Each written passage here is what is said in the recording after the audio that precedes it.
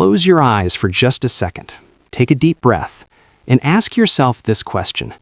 What am I really afraid of right now? Maybe you're afraid of failing. Maybe you're afraid of being alone. Maybe you're afraid that time is running out. Or maybe, just maybe, you're afraid of this exact moment, this video, speaking English, opening your mouth and sounding stupid. Let me tell you something. That fear you're feeling right now, that's exactly why you need to watch this video. Because today, we're not just learning English, we're learning how to talk about the thing most people run from, fear itself. You see, everyone teaches you happy English, how to talk about your hobbies, your weekend, your favorite food. But nobody teaches you how to say, I'm terrified, and actually mean it. Nobody teaches you how to express the fear that keeps you awake at 3 a.m. Nobody teaches you the words for the darkness inside your chest. Until now. In this video, I'm going to teach you how to talk about your fears in English. Not surface-level fears. Deep fears, real fears, the kind of fears that make your hand shake and your voice break. And here's the beautiful part. When you learn to speak about your fears, two things happen. One, your English becomes powerful, authentic, real. Two, you become braver, because the moment you can name your fear in any language, you take its power away. So stay with me. This won't be easy, but nothing worth doing ever is. Let's begin. Let me ask you something. When was the last time someone asked you, "How are you?" and you actually told them the truth? When did you last say, "I'm scared," instead of, "I'm fine"? Probably never. And you know why? Because we've been taught that fear is weakness. From the time we're children, we hear it. Don't cry, be strong, stop being scared. So we learn to hide. We learn to smile when we're breaking inside. We learn to say, "I'm okay," when we're drowning. And this hiding, this pretending, it makes everything worse. Now add the English language barrier on top of that. It's hard enough to talk about fear in your native language, but in English, in a language where you're already insecure, already worried about grammar, already afraid of making mistakes, it feels impossible. You want to say, "I feel anxious," but you don't know if that's the right word. You want to say, "I'm terrified of dying alone," but you're not confident in your pronunciation. So you stay quiet. You keep it inside, and the fear grows bigger in the darkness. But here's what I've learned, and this is the truth that will change everything for you. The things we hide become our prisons. The fears we don't speak about become monsters. But the moment you put words to your fear, the moment you say it out loud, even in broken English, with mistakes, with an accent, with imperfection, because perfect English with no emotion is worthless. But honest, broken, real English that comes from your heart, that's powerful. Are you ready? Let's learn the words. Let's start with the basics. In English, we have many words for fear, and they're not the same. Each word has a different intensity, a different feeling. Let me show you. Scared. This is the most common, everyday word. I'm scared of dogs. That movie scared me. It's general fear, medium intensity. You can use this word for small fears and big fears. Afraid. Very similar to scared, but slightly more formal. I'm afraid of heights. Don't be afraid. Native speakers use both scared and afraid interchangeably. The difference? Afraid sounds a little softer, a little more vulnerable. Frightened. This is more intense than scared. I was frightened when I heard the scream. It's sudden fear, sharp fear. You use this when something shocked you, surprised you with fear. Terrified. Now we're talking about extreme fear, the kind of fear that paralyzes you. I'm terrified of losing my parents. She was terrified during the earthquake. This is deep, serious fear. When you use terrified, people know you're not exaggerating. Now let's talk about another family of words. Worry and anxiety. Worried, this is fear about something specific in the future. I'm worried about my exam. She's worried about money. It's fear plus thinking. Your mind is focused on a problem. Anxious, similar to worried but more intense and often without a clear reason. I feel anxious means your body is tense, your mind is racing, but maybe you don't even know why. Anxiety is that uncomfortable feeling in your chest, that voice in your head saying something bad will happen. Nervous is lighter than anxious. It's temporary fear before an event. I'm nervous about my presentation. First dates make me nervous. It's normal, expected fear, almost cute fear. Here's a practice sentence using all of these. I'm nervous about speaking English, but honestly, I'm terrified of never improving. I get anxious every time I try to speak, and I'm worried people will laugh at me. Sometimes I'm so frightened of making mistakes that I just stay silent. See how each word adds a different color to the feeling? That's the beauty of English. Now let's go deeper. Now, I want to teach you how to talk about specific types of fear, because I'm scared is not enough. You need to be specific. You need words that match your exact fear. Social fears. Fears about people and relationships. I'm afraid of rejection. The fear that someone will say no to you, won't want you, won't choose you. I'm scared of being judged. The fear that people are criticizing you, thinking negative thoughts about you. I fear loneliness. Not just being alone, but being lonely, feeling disconnected, unwanted, forgotten. I'm terrified of confrontation, the fear of arguments, disagreements, conflict. I'm anxious about social situations, parties, meetings, gatherings, fear of awkwardness, not knowing what to say. Future fears, fears about what's coming. I'm afraid of failure, the fear that you'll try and lose, that you'll disappoint yourself and others. I'm scared of the unknown, not knowing what will happen next, uncertainty, lack of control. I'm terrified of dying, the ultimate fear, death, the end, nothingness. I worry about the future, general anxiety about tomorrow, next year, your entire life ahead. I'm afraid I'm running out of time, the fear that life is passing too quickly and you're wasting it. Internal fears, fears about yourself. I'm scared I'm not good enough, inadequacy, the feeling that you don't measure up. I fear losing control, the fear that you can't handle your emotions, your life, your circumstances. I'm terrified of my own thoughts. When your mind scares you, intrusive thoughts, dark thoughts. Now, practice saying these out loud, even if you're alone. Say, I'm terrified of being a disappointment. Feel how the words sit in your mouth. Feel how powerful it is to name the fear. This is not just English practice, this is emotional practice. This is life practice. The more you say these words, the more comfortable you become with your own truth. Okay, now you know the vocabulary, but how do you actually start a conversation about fear? How do you go from "how are you" to "what are you afraid of" without making it weird? Let me give you 10 conversation starters that native speakers use for deep conversations. Can I ask you something personal? This prepares the other person. It creates permission for a deeper question. What's been on your mind lately? This is softer than "what are you afraid of," but it opens the door. What keeps you up at night? Beautiful phrase. It asks, what worries you so much you can't sleep? If you're comfortable sharing, what's your biggest fear? The phrase, if you're comfortable, makes it safe. They can say no. I've been dealing with some anxiety. Do you ever feel that way? Share first. Make yourself vulnerable first. Then they'll feel safe to share. What's something you're afraid to admit? This goes deep fast. Use this with close friends only. What would you do if you weren't afraid?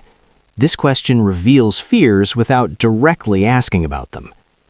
Is there something you've been avoiding because it scares you?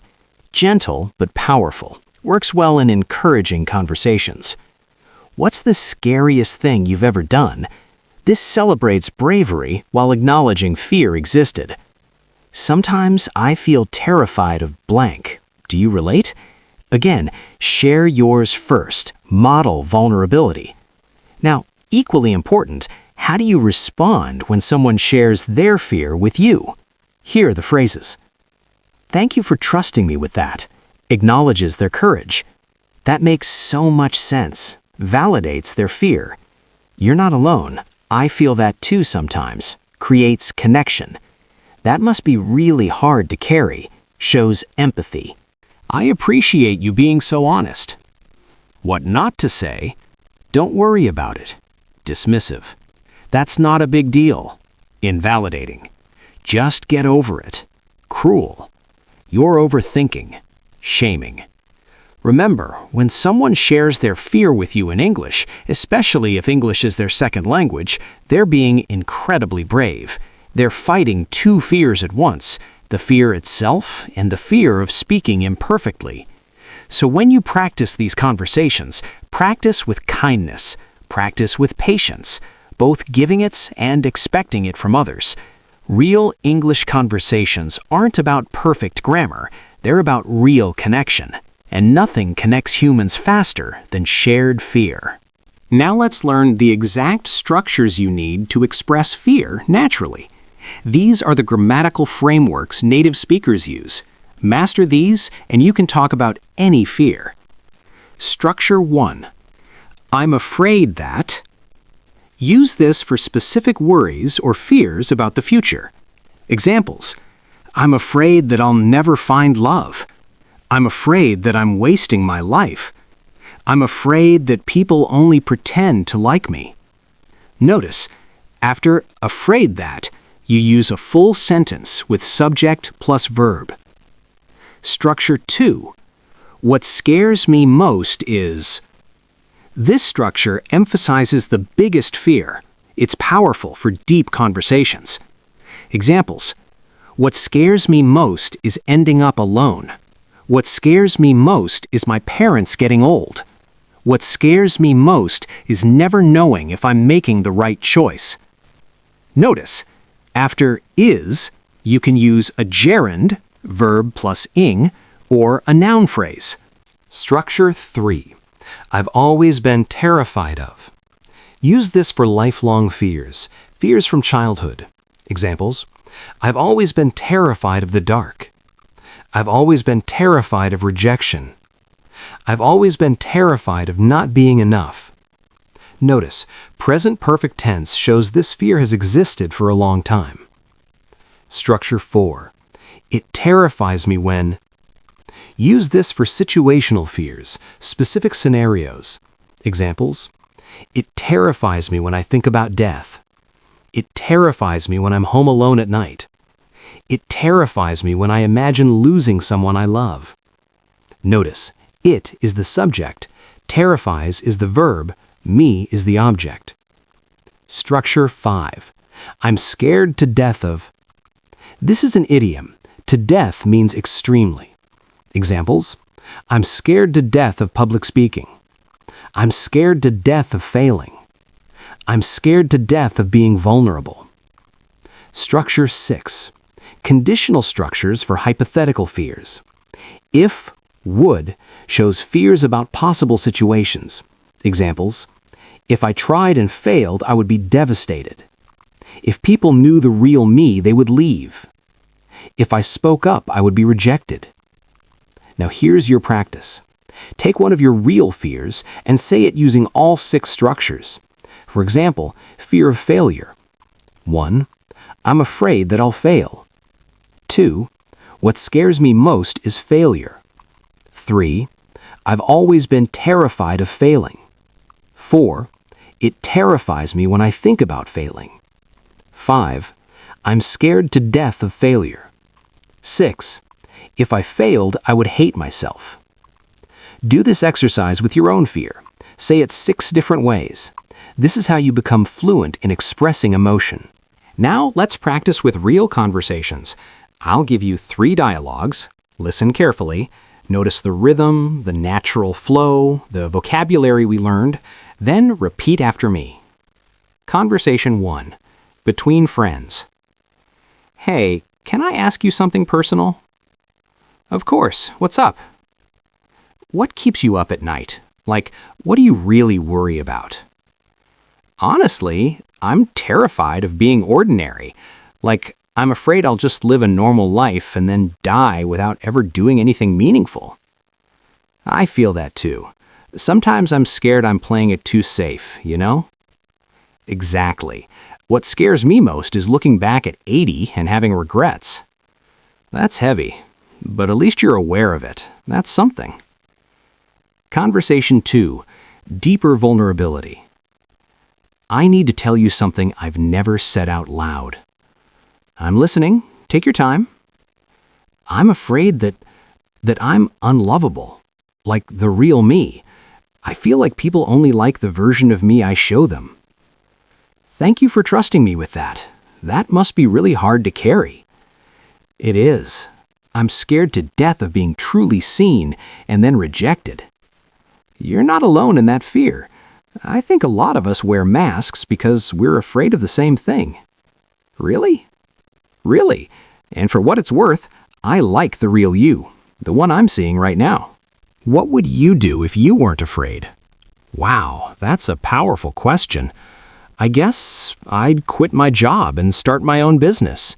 What's stopping you? Fear of failure, obviously. But more than that, I'm afraid of what people would think if I failed. I'm terrified of embarrassment. So it's not really failure you fear, it's judgment. Yeah, you're right. I'm afraid of being judged as someone who tried and couldn't make it. But isn't that better than never trying at all? When you put it that way, maybe the real fear should be never knowing what I'm capable of. These conversations show you how real English speakers talk about fear. Notice they're not perfect. Notice the pauses, the like, the you know. That's authentic English. Now it's your turn. Pick one conversation and practice it out loud. Record yourself if you can. Listen back. This is how you build confidence. Let me tell you something beautiful about fear. When you talk about it, when you name it, when you share it, something incredible happens. You connect with people on a level that small talk never reaches. Think about it.